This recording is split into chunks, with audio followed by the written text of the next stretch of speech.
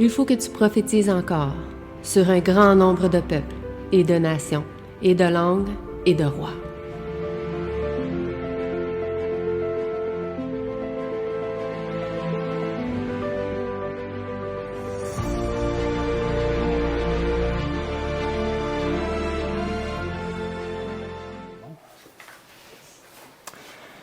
Bonjour à tous.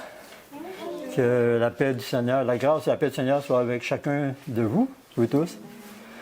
Donc, je remercie le Seigneur pour ses bontés qui permettent que je sois présent devant vous pour présenter cette unité sur le mot Elohim.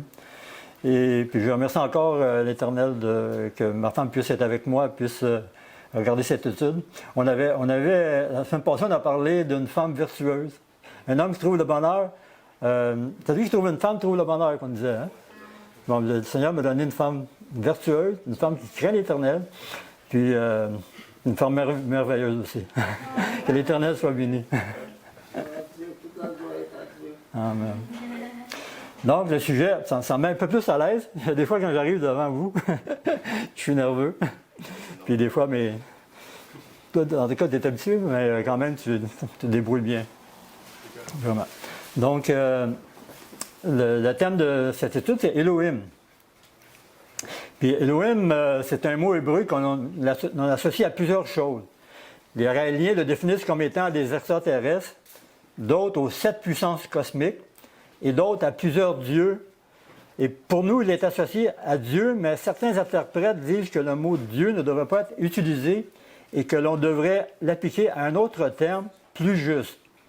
Et nous allons voir différentes appellations qui vont ouvrir notre compréhension face à ce mot tant controversé. Mais avant, nous allons prier.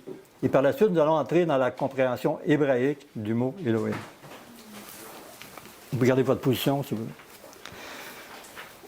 Seigneur notre Dieu, que ton nom soit glorifié, Seigneur. Et on se présente devant toi pour chercher ta présence. Chercher la compréhension de ta parole, Seigneur. Seigneur, ta parole est vaste et il y a beaucoup à apprendre dans ta parole. Puisse ouvrir notre intelligence afin de bien comprendre ta parole. Que ton Saint-Esprit nous assiste présentement dans ce lieu et que ton nom soit béni. C'est au nom de ton Fils Jésus, nous te prions. Amen.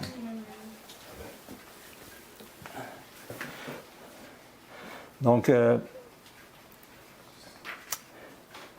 le vocabulaire hébreu, l'alphabet hébreu comprend 22 lettres hébreues. Mais il n'y a pas de voyelles. C'est juste des consonnes dans ça.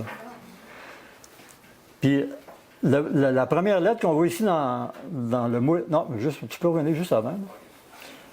Qu'on voit ici, c'est le mot Aleph. Aleph, ça représente l'unité. L'unicité de Dieu. Le seul Dieu. Et puis, c'est la seule lettre des 22 lettres. Ben, un peu plus parce qu'il y a des lettres plurielles aussi. Mais c'est les mêmes, sauf que c'est au pluriel. C'est la seule lettre qui, si on la met dans un carré, mais elle va dépasser un petit peu les 4 segments d'un carré. Les autres lettres, ils ne font pas ça. Donc, ça démontre l'unicité du Père, de Dieu, finalement. Tu sais. Puis la seule lettre qui ne se prononce pas en plus. Mais souvent, la plupart du temps, elle est associée aux voyelles. Comme vous voyez, des petits points en bas, là, il y a 5 petits points. Ça présente le E. Le A, ça va être une petite barre avec un petit trait, une petite barre. Donc, ça se prononce E. Donc, c'est tout dépendant à quel point c'est associé, à quel trait. Donc, je vais vous énumérer quelques mots qui commencent par Aleph. Le mot Père, c'est Abba. Ça commence par Aleph, la première lettre qu'on voit ici. Ah oui, puis ce qui est important, c'est que le vocabulaire hébreu, lorsqu'on on lit une phrase, c'est toujours de droite à gauche. Et jamais de gauche à droite comme nous. C'est toujours de droite à gauche. Donc, c'est important lorsqu'on va rentrer dans la chose de regarder cette chose-là. Comme je disais, Père, c'est Abba. qui commence par Aleph. Le vérité, ça commence aussi par Aleph, qui veut dire émettre. Donc, il y en a d'autres aussi, mais on va sauver du temps. Donc, je disais tantôt qu'elle représente l'unicité de Dieu, car Dieu est un. Et c'est quand même particulier quand on se met à étudier l'hébreu.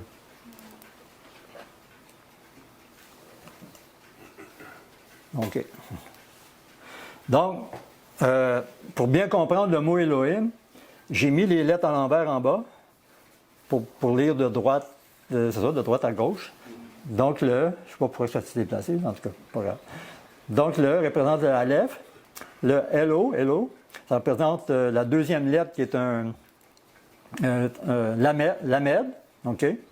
Le H représente le He. En tout cas, le petit trait en haut, ça représente le I. Mais aussi le I et le Y.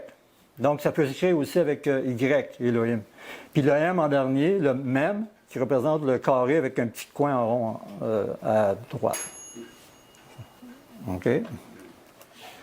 Donc, si on regarde le pictogramme, c'est ça, ou l'hiéroglyphe, OK, dans le petit dessin dans le petit carré.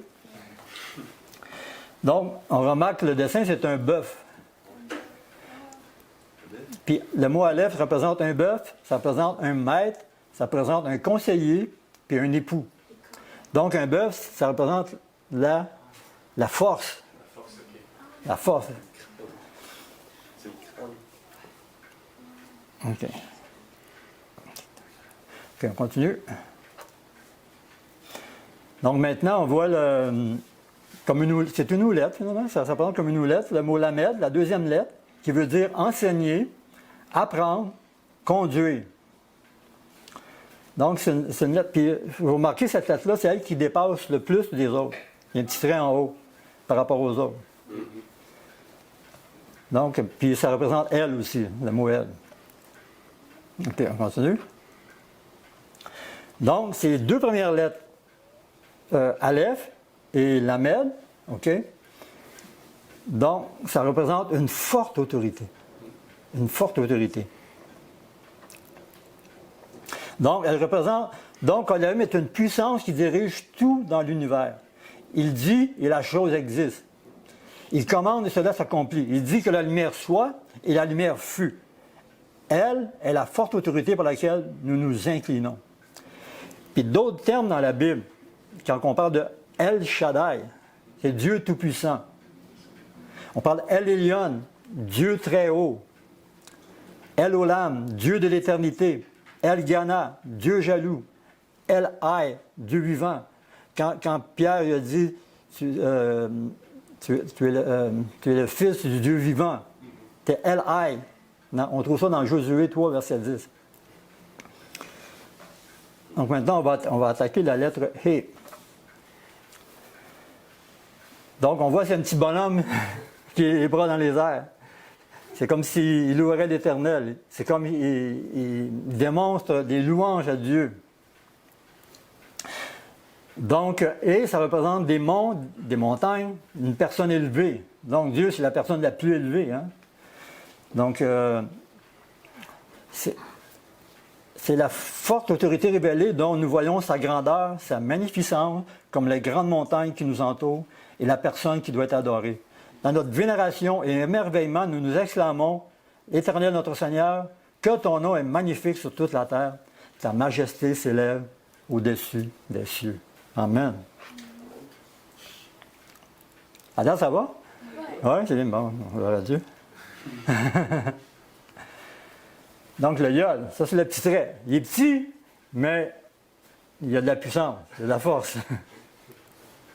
Ça représente une main. Hein? On le voit, c'est un bras avec un doigt, un pouce, puis la main. Donc, ces dessins-là datent de longtemps quand même. Hein? C'est certain. Là, donc, ça représente la main, la force, la puissance, le pouvoir et la vigueur. Donc, il a de représenter comme la main d'un homme qui fait bouger les choses par son travail. Dans Exode 3, verset 20, l'Éternel dit « J'étendrai ma main et je frapperai l'Égypte par toutes sortes de prodiges. » Et dans le psaume 81, 14, en un instant, je confondrai leur ennemi, je tournerai ma main contre leurs adversaires. Donc, le yod. Donc, suivant. Le même. Ça, c'est ce qui donne la pluralité au mot. On voit dans les hiéroglyphes, là, c'est comme des vagues de la mer, des vagues de l'océan. Donc, ça représente des eaux, ruisseaux, la source, la mer, un lac, et puis la pluie. Donc, on peut considérer ça en termes bibliques, la pluie d'arrière-saison, la source qui vient de l'Éternel, tous les bienfaits de l'Éternel, le ruisseau. Puis les eaux, on peut interpréter ça aussi comme la mer, prophétiquement, comme des nations, des peuples. Hein? Des nations, des peuples. Donc, c'est toutes des choses qu'on doit retenir. Donc, ça, pour plus tard, vous allez voir que le fait que ça représente des peuples, des nations, eh bien, on va voir un exemple tantôt vis-à-vis de cela.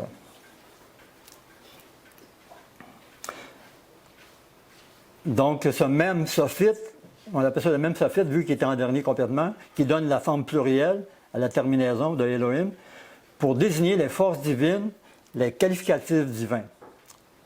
Donc, pour bien comprendre l'utilisation de ce M sophite, cette forme plurielle, nous allons analyser un autre mot qui contient 2 fois la lettre M, pour voir son utilité vraiment. Une au début et l'autre à la fin, comme nous venons de le voir. Et ce mot que nous allons analyser, c'est le mot Misraïm, qui veut dire Égypte.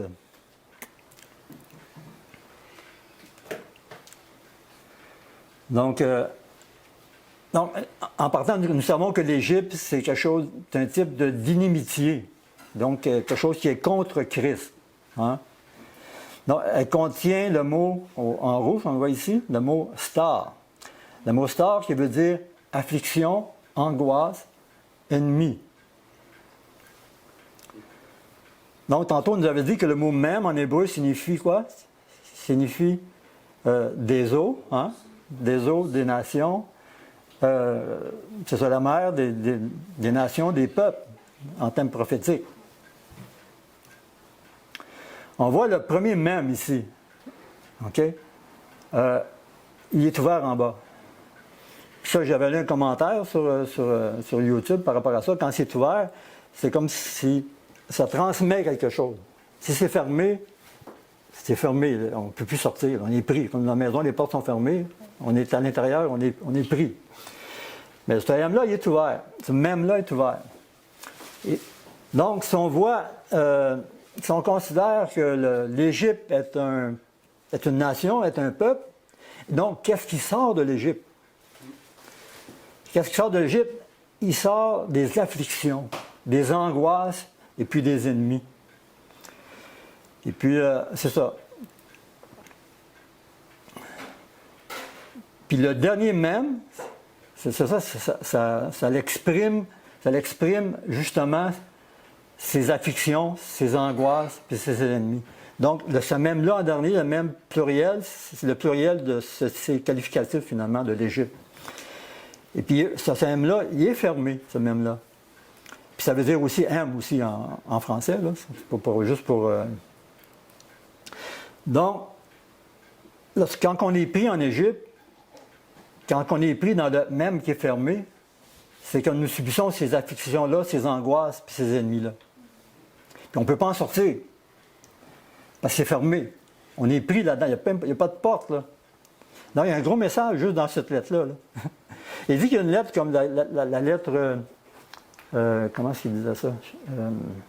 Une lettre qui s'appelle un W. Mais ils ont écrit, juste cette lettre-là, ils ont écrit un livre. Tellement que ça passe, juste une lettre là, qui parle beaucoup. Donc Moïse est un type d'un Messie qui va faire sortir les Hébreux de l'oppression de l'Égypte. Et qui est la seule issue pour faire sortir le peuple de l'Égypte? Comment? Jésus, amen. C'est Jésus, c'est l'Éternel. Seul lui va pouvoir le faire sortir son peuple d'Égypte. Puis c'est lui finalement qui nous a sortis de cette...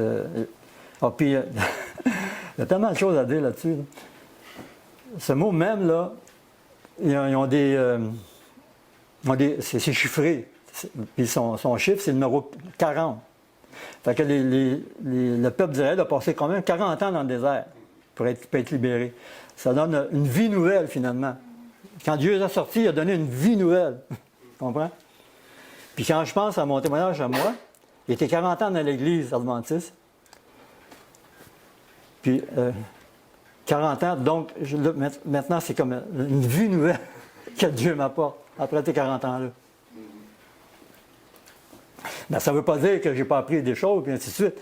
Mais si on regarde le thème, le mot même, puis le thème 40, qui donne une vie nouvelle, ben, on peut l'appliquer pour nous dans certaines occasions, finalement. On continue. Donc, ça, on disait tantôt, le mot même.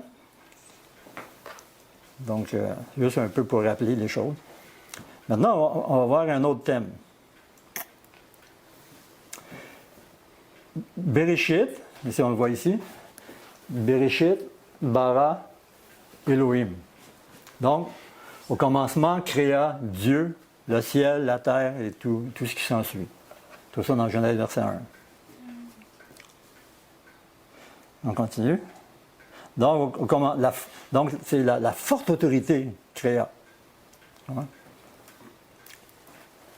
Donc, nous avons besoin d'un maître, d'un époux. On a besoin d'être enseigné, on a besoin d'être conduit par cette forte autorité. Amen? Amen.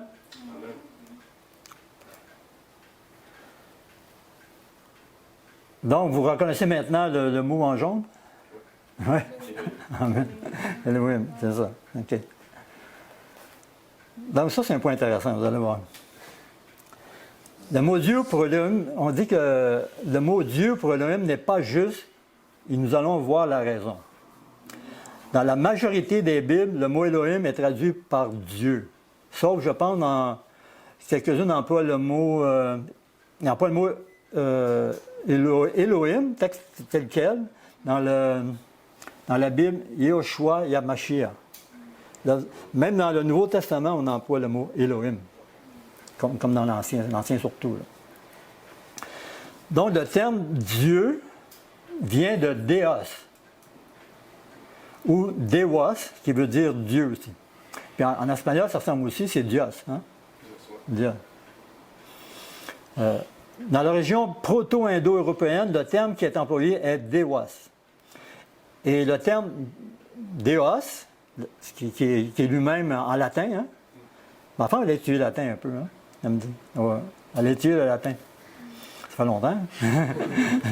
Sûrement qu'elle doit se rappeler de ça. Puis ceux qui ont été à l'Église catholique aussi, ce mot-là, il est répété souvent, on l'entend souvent. Quand on parlait latin dans ces moments-là, dans un temps très reculé, là. C'est ça. Le terme Déos est lui-même en latin, il est lui-même tiré du grec Zeus. Qui est Zeus? Le dieu de la foule. Oui, il est le dieu des dieux.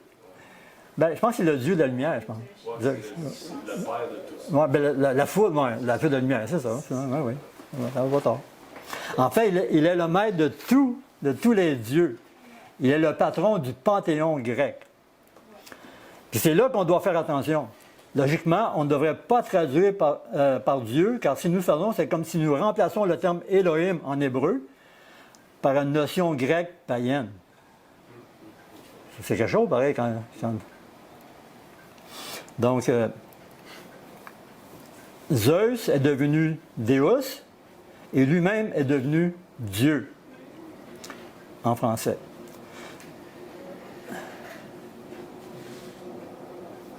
Donc, comme on disait tantôt, Déos en latin est le dieu de la lumière et rien à voir avec le terme en hébreu Elohim. De plus, Elohim est le pluriel de Eloah. Ça, peut-être vous ne le saviez pas. Là. Eloah, dont les musulmans ont repris et traduit par Allah.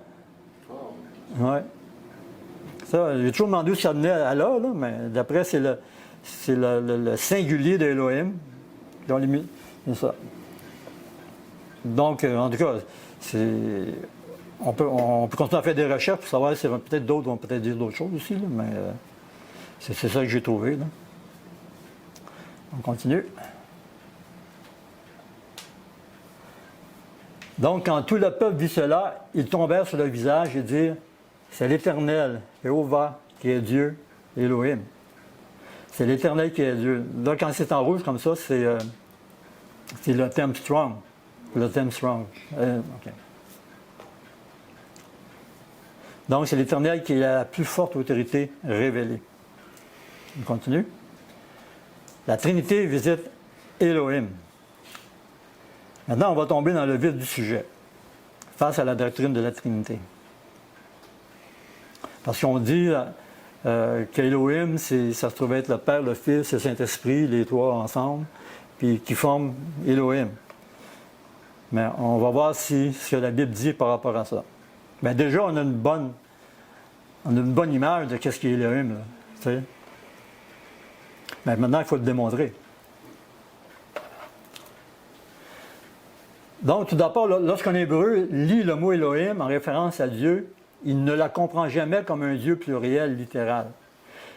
Et chaque fois que les Juifs lisaient sur Dieu, ils comprenaient toujours que le vrai Dieu est un seul Dieu et non deux ou trois. Et jetez un coup d'œil à ces versets de Deutéronome et de Marc. Dans Deutéronome 6, verset 4, il dit « Écoute, ô Israël, le Seigneur notre Dieu est un seul Seigneur. » OK, suivant. Dans Marc 12, et 28 à 29, et verset 32, un des scribes vint, et les ayant entendus raisonner ensemble, et voyant qu'il leur avait bien répondu, il demanda « Quel est le premier de tous les commandements ?» Et Jésus répondit « Le premier de tous les commandements est « Écoute Israël, le Seigneur notre Dieu est un seul Seigneur. » Le scribe lui dit « Maître, tu as dit la vérité, car il n'y a qu'un seul Dieu, il n'y en a pas d'autre que lui. » Ça, c'est Jésus qui a répondu ça. Là. C'est pas n'importe qui. Là.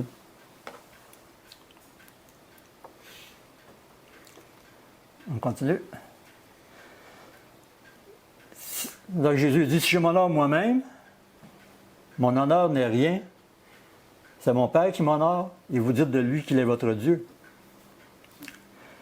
Dans Tragédie des siècles, il dit, là où il n'y a ni figure ni symbole, il faut donner aux termes de la Bible leur sens le plus évident. Quand c'est Jésus qui parle, c'est pas plus évident que ça. Là, tu sais? Donc, on ne doit pas... comment dire ça? On ne doit pas mélanger les choses. Ça sort de la bouche de Jésus. Donc, je repose la question de nouveau. Pourquoi le mot Elohim signifie-t-il pluriel en référence à Dieu? Qu'est-ce que vous avez? Parce qu'il est majestueux, miséricordieux, Amen. lent à la colère, C'est ça. C'est qualificatif finalement. Hein? Une pluralité dans ce qu'il le définit, pas dans ce qu'il est. Moi, dans ce qu'il est, pas dans son nom. Ou pas dans... Ouais. C'est ça, dans ce qu'il définit. Enseignant, je suis conducteur, tout ça. Comment? Comme tous les qualificatifs qu'on avait dit. Oui. C'est comme ça. C'est ça qui est référé à Elohim. Amen. On continue? C'est ça. Il désigne, comme vous avez dit, il désigne en fait la grandeur et la majesté.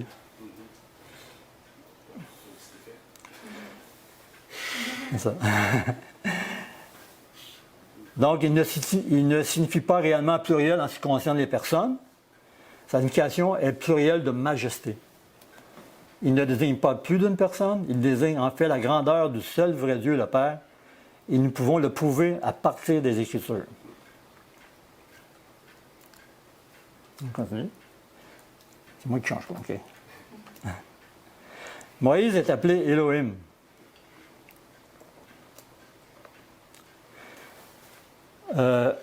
L'Éternel dit à Moïse, « Voici, je t'ai fait devenir un Dieu, Elohim, pour Pharaon, et Aaron, ton frère, sera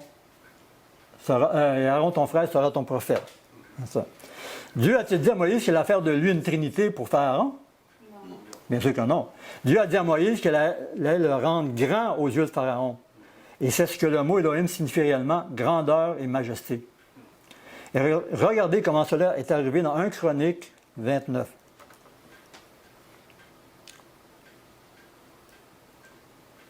Okay. David bénit l'Éternel devant toute l'assemblée et il dit, « Tu es béni, Seigneur Dieu, Elohim, d'Israël, notre Père, au siècle des siècles. C'est à toi, Seigneur, qu'appartient la grandeur, la puissance, la gloire, la victoire et la majesté. Car tout ce qui est dans les cieux sur la terre t'appartient.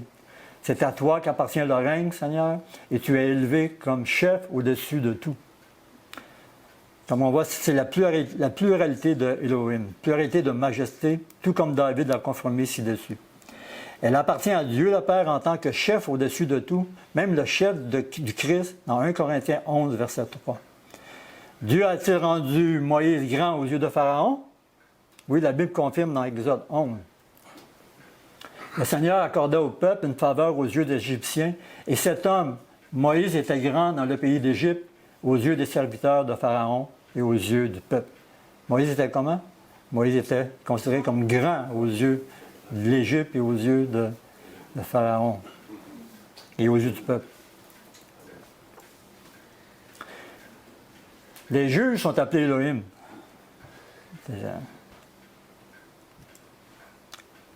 OK? Donc, alors son maître fera venir devant les juges, Elohim, et Exode 22, verset 8, mais si le Aaron ne se trouve point, on fera venir le maître de la maison devant les juges, Elohim. On trouve ça dans la version Martin. Puis dans d'autres versions, mettons dans la Louis II, on va trouver le terme juge comme, au lieu que ce soit juge, ça va être Dieu, pour un mot Dieu finalement. Ouais. Puis les anges aussi sont considérés comme puissants en force, comme des Elohim. Mais je n'ai pas trouvé de texte adéquat, là, tu sais.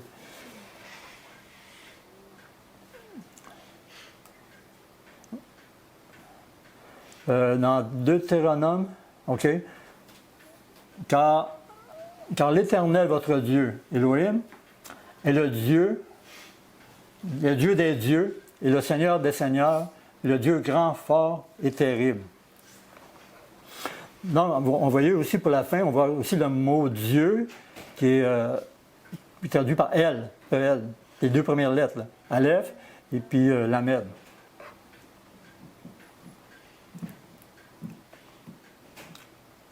Donc, comme vous pouvez le voir, le mot Elohim ne soutient en aucun cas la doctrine de la Trinité. Si nous utilisons la Bible pour s'interpréter elle-même, alors nous pouvons voir la vérité.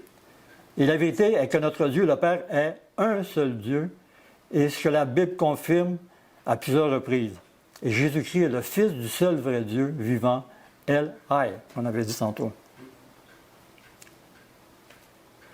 Donc, un autre, on a étudié la leçon de la semaine passée, ou deux semaines. L'arrogant roi d'Assyrie, il écrivit ceci. Il se moquait du Dieu d'Israël.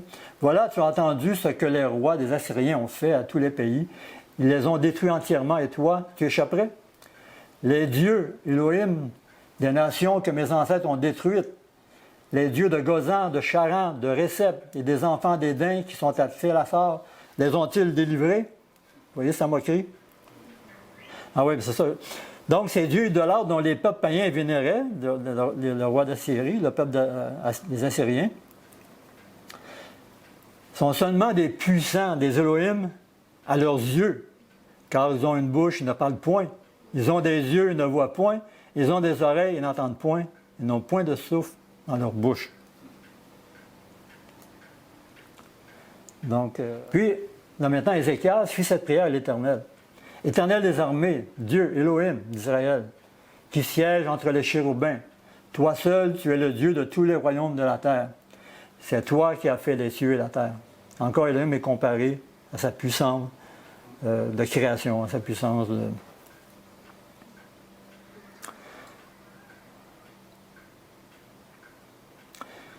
Donc, voici un autre exemple encore plus convaincant dans Jonas 3, verset 3. Jonas donc se leva et s'en alla à Ninive, suivant la parole de l'Éternel. Or, Ninive était une très grande ville, donc de 3 journées de chemin. Le mot très est considéré pour Elohim. Parce que, donc, Ninive était une ville impressionnante par sa grandeur. C'était une des plus grandes villes. Donc, elle était nommée finalement Elohim. J'aurais pu penser que ça aurait pu être le mot grand qui est Elohim, mais c'est le trait. Si on regarde dans les concordances, c'est ce mot-là qu'on retrouve. Donc, on avait vu aussi que. Qu'est-ce qu'on a vu? On a vu récemment à l'école du sabbat que. Ça par rapport à la grandeur de la. Je ne me souviens pas c'était quoi exactement. J'aurais dû le noter, là. On continue. Rachel, dans la Genèse, elle dit « J'ai lutté divinement contre ma sœur et j'ai vaincu. » Divinement comparé à Elohim. Ça veut dire que Rachel a combattu avec puissance, avec grandeur, avec force contre sa sœur. Puis elle a vaincu. C'est intéressant d'étudier Rachel pour voir dans quel sens qu'elle s'est battue, pour quelle raison qu'elle s'est battue contre sa sœur. J'imagine que ça va être Léa, peut-être. Oui, j'imagine. Hein? Ouais, parce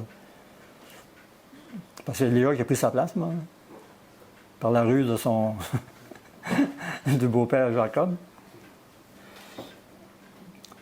Donc, voyez-vous plus clairement la façon que le mot Elohim est employé?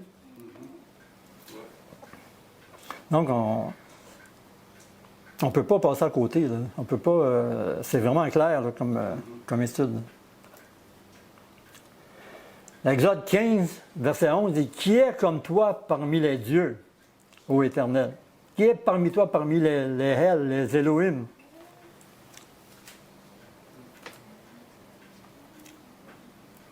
Qui est comme toi parmi les fortes autorités, ô Éternel?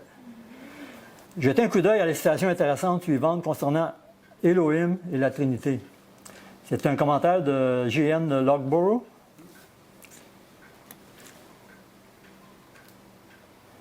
Il est certain que l'Église juive n'avait pas une telle doctrine, selon M. Somerville.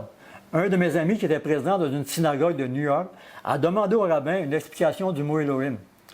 Un ecclésiaste trinitaire qui se tenait à côté répondit « Mais cela fait référence aux 3 personnes de la Trinité. » Et lorsqu'un juif s'avança, il dit qu'il ne devait plus mentionner ce mot ou il devrait l'obliger à quitter la maison, car il n'était pas permis de mentionner le nom d'un dieu étranger dans la synagogue. C'est quand même assez révélateur. Donc, les Juifs savaient exactement ce que notre Dieu est le seul Dieu, le Dieu vivant que Pierre a cité, Elai, et non 3. Il ne fait aucun doute que Elohim se réfère à la puissante autorité du Père. Il ne soutient en aucune façon la doctrine de la Trinité. Révélation de l'esprit de prophétie. Dans Genèse 1, verset 26, « Puis Dieu dit, Elohim, dit, faisons l'homme à notre image, selon notre ressemblance. » Mais pourquoi dans Genèse 1, verset 26, utilise-t-il les mots « faisons » et « notre » ? C'est très simple et direct. Le mot Elohim fait référence au puissant des puissants, comme nous avions dit, l'Elohim des Elohim, Dieu le Père, et c'est lui qui a prononcé ces mots. Cette grande puissance, cette haute autorité, a dit à Jésus, « Faisons l'homme à notre image. » C'est Dieu le Père qui parle à Jésus-Christ. Et dès que la terre fut créée et le peuple est peuplé d'animaux, le Père et le Fils mirent à l'exécution le dessein qu'il avait conçu avant la chute de Lucifer, créer l'homme à leur image. Ils avaient collaboré dans la création de la terre et de toute créature vivante. Alors Dieu dit à son Fils, « Faisons l'homme à notre image. » Donc une preuve révélée de l'esprit de prophétie. Ici, il n'y a aucune mention d'un troisième être, seulement le Père et le Fils. Dieu nous a clairement révélé la vérité concernant sa divinité. Il a clairement montré dans sa parole que la doctrine de la Trinité est fausse. Le mot Elohim, comme vous pouvez le constater, ne soutient en aucun cas la Trinité. Car la vie éternelle est basée sur la croyance et la connaissance du vrai Elohim et de Jésus-Christ que le Père a envoyé pour nous sauver. On continue. Et ceci est la vie éternelle afin qu'ils te connaissent, toi, le seul vrai Dieu, Elohim, et Jésus-Christ que tu as envoyé. Les anges sont appelés Elohim parce qu'ils sont puissants. Les juges sont appelés Elohim car ils ont le pouvoir de juger qui est coupable ou non. Moïse est appelé Elohim par la plus haute autorité, le Très-Haut, qu'il a utilisé pour exercer son jugement sur Pharaon et délivrer son peuple de l'esclavage. Tite nous exhorte à être attachés à la vraie parole telle qu'elle a été enseignée, afin d'être capable d'exhorter selon la sainte doctrine et de réfuter les contradicteurs. Amen. Okay. Et cette vraie parole, elle est là, avec nous. Tâchons de l'étudier avec soin. Et l'hébreu est là pour la consolider aussi. Et je vous encourage pas à apprendre l'hébreu, mais à la découvrir. Et c'est là que vous allez l'apprendre. Découvrez-la comme un trésor caché et que Dieu vous bénisse. Amen. Amen.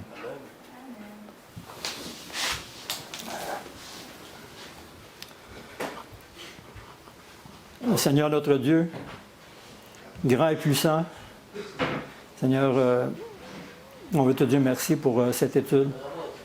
Te remercier pour cette bonne compréhension que tu nous apportes par l'hébreu. Seigneur, continue à nous guider, à nous enseigner. Car, Seigneur, tu nous as dit dans la lettre Lamed que tu nous enseignes, tu nous exhortes et fais-nous grandir, Seigneur, à travers la vérité de ta parole. Pardonne nos fautes encore une fois et conduis-nous dans toute ta vérité. Au nom de ton Fils Jésus, te prions. Amen. Amen. Merci d'avoir écouté cette vidéo. Si vous désirez rejoindre l'œuvre au Québec, veuillez nous contacter par email à asjh1889 de Terrebonne @gmail.com et via Facebook à @asjh1889 de Terrebonne. Merci à vous et que Dieu vous bénisse.